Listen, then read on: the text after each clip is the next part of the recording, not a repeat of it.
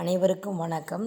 Easy என்கும்பரன்ஸ் certificate வில்லங்கச் சான்று தமிழில் இதில் என்னென்ன இருக்கும் அப்படின்னா, SRO sub register office sir பதிவாளர் அலுவலகம் என்ன, லால்குடியா துறையூரா அந்த மாதிரி, என்ன கிராமத்தோட பேர், தேதி 1975 பார்க்கலாம்.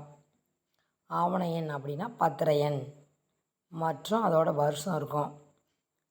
சொத்து எழுதி கொடுத்த நாள், அப்புறம் பதிவு நாள், என்றைக்கு பதிவு செஞ்சாங்க அப்படிங்கிற நாள். ஆவணத்தோட தன்மை கிரைய பத்திரமா, தான செட்டில்மெண்ட்டா, இல்லை பாகபாத்திய விடுதலை பத்திரமா அப்படின்னு ஆவணத்தின் தன்மை இருக்கும்.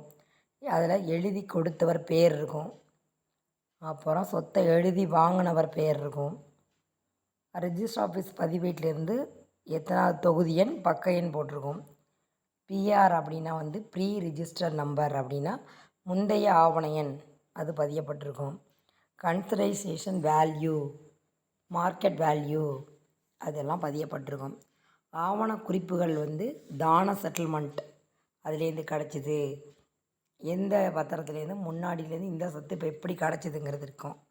ப்ராப்பர்ட்டி டைப் அது என்ன டைப்பு, விலை, பரப்பு, கிராமம், தெரு, புலையன், எல்லை விவரம், 4 எல்லை, மொத்த பரப்பு, எவ்வளவு விலை அப்படின்னு எல்லாமே இந்த என்கும்பரன்ஸ் சர்டிஃபிகேட்டில் பதியப்பட்டிருக்கும். குறிப்பிட்ட கிராமத்தில் குறிப்பிட்ட சர்வே நம்பரில் எத்தனை முறை இந்த சொத்துக்கள் விற்கப்பட்டதா இல்லை தானமாக மாறியுள்ளதை இந்த ஈஸியிலேருந்து கண்டுபிடிச்சிக்கலாம். தேங்க்யூ.